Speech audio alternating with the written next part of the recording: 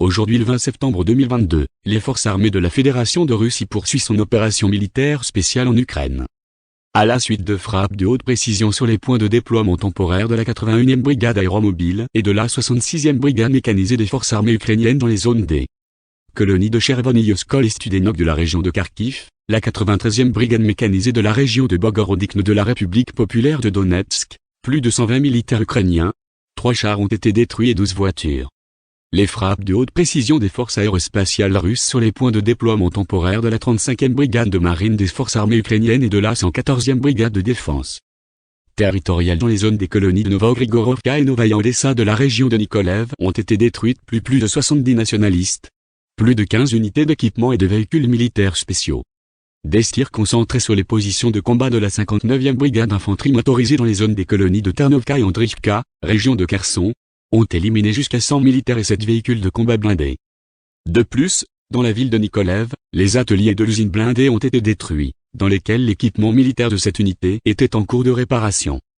Pendant la journée, des frappes de l'aviation opérationnelle et tactique et de l'armée, des forces de missiles et de l'artillerie ont touché 6 postes de commandement des forces armées ukrainiennes dans les zones des colonies de Dolima, Tatianovka, Artyomovsk de la République populaire de Donetsk, Lesino, Kirovo, région de Zaporozhye, Brengovatoe, région de Mykolaïv, ainsi que 49 unités d'artillerie, des forces vives et du matériel militaire dans 142 districts.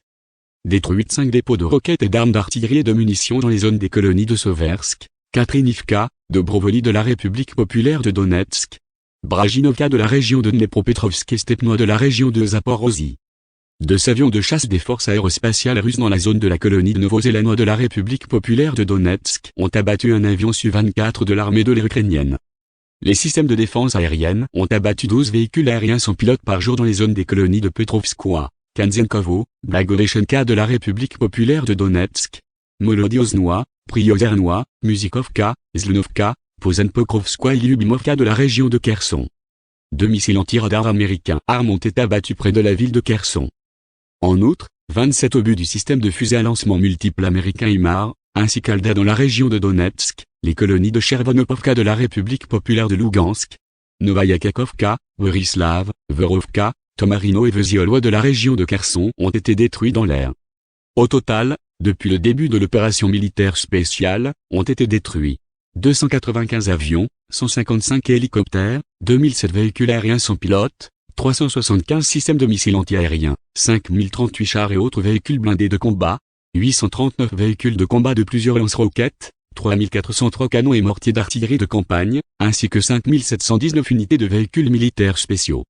Le régime de Kiev continue ses provocations pour créer une menace de catastrophe d'origine humaine à la centrale nucléaire de Zaporozhye. Dans la journée, 5 bombardements d'artillerie sur une sous-station thermique située à proximité immédiate de la centrale nucléaire ont été enregistrés. Au total, 24 obus d'artillerie ont été tirés depuis la colonie contrôlée par Kiev, Nikopol, dans la région de Dnepropetrovsk. Un des bâtiments techniques a été endommagé. Les unités d'artillerie des forces armées ukrainiennes, qui ont tiré sur le territoire de la centrale nucléaire, ont été supprimées par des tirs de retour. La situation radiologique à la centrale nucléaire de Zaporozhye est normale.